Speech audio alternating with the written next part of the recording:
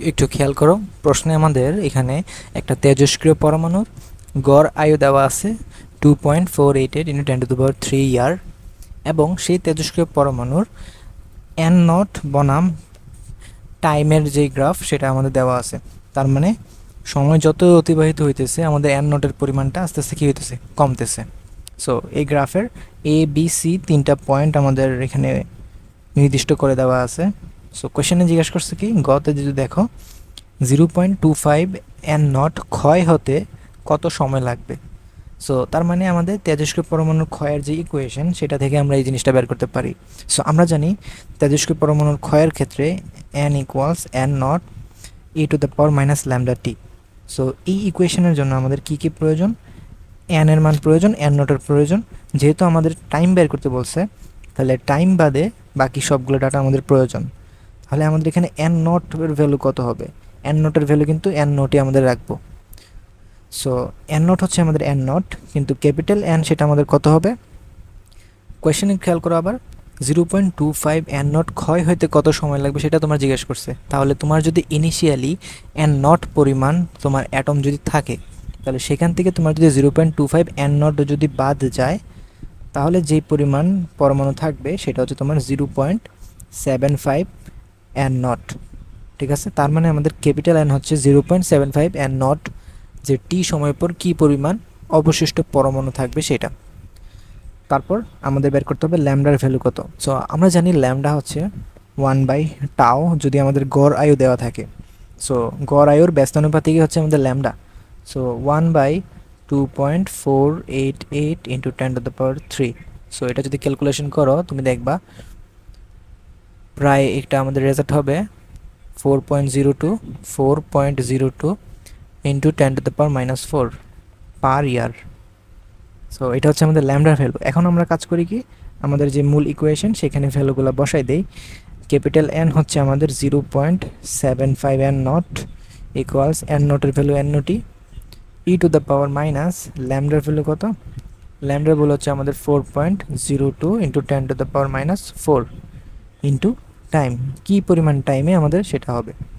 তাহলে এখন যদি আমরা ক্যালকুলেশন করি, আমাদের টি হবে লন 0.75 N naught divided by N naught, আর নিচে হবে তোমার -4.02 ইন্টু 10⁻⁻4। ঠিক আছে, উভয় পাশে লন নিলে আমাদের টি এর রেজাল্ট হবে এইটা। সো ফাইনালি ক্যালকুলেটারে যদি বসাও ভ্যালুগুলা, দেখবা যে তোমার রেজাল্ট আসতেছে 715.63 ইয়ার। তার মানে 715.63 বছর পরে আমাদের 0.25 এন নট পরিমাণ তোমার ক্ষয় হবে। সো এটা গেল আমাদের গ। ঘতে যদি দেখো কি জিজ্ঞেস করছে, যে সি বিন্দুতে ক্ষয় হয়ে পৌঁছাতে যে সময় লাগে তা এ বিন্দুতে ক্ষয় হওয়া সময়ের 3 গুণ হবে কি।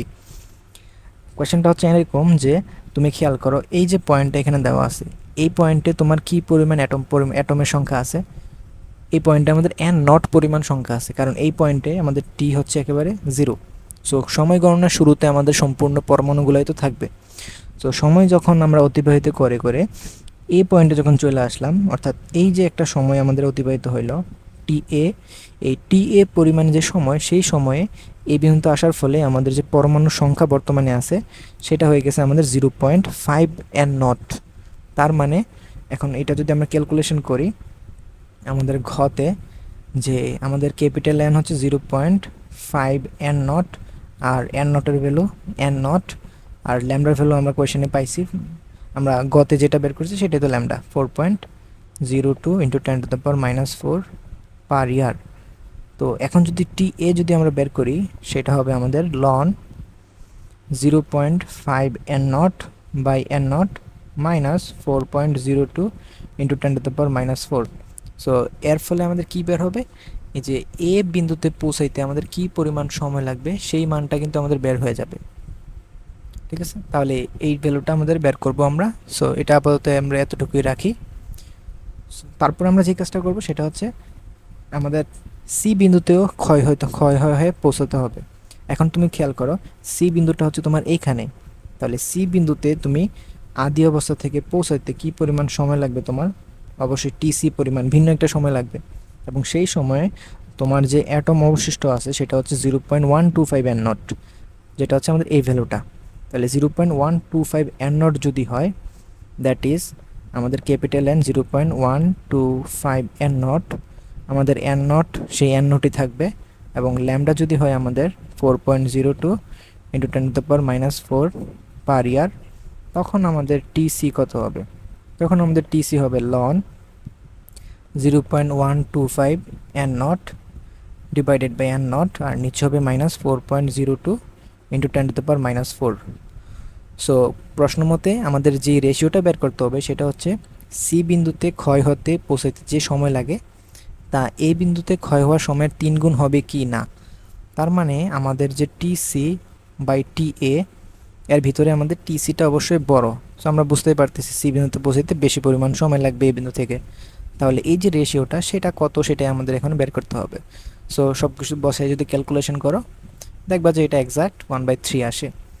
তার মানে আমরা বলতে পারি টিসি ইকুয়ালস 3 ইন্টু টিএ, যেটা আমাকে এটা ইন্ডিকেট করতেছে যে সি বিন্দুতে পৌঁছাইতে আমাদের যে টাইমটা লাগবে সেটা এ বিন্দুতে পৌঁছাইতে যেই টাইমটা লাগবে তার 3 গুণ। ঠিক আছে, সো এটা হচ্ছে সলিউশন।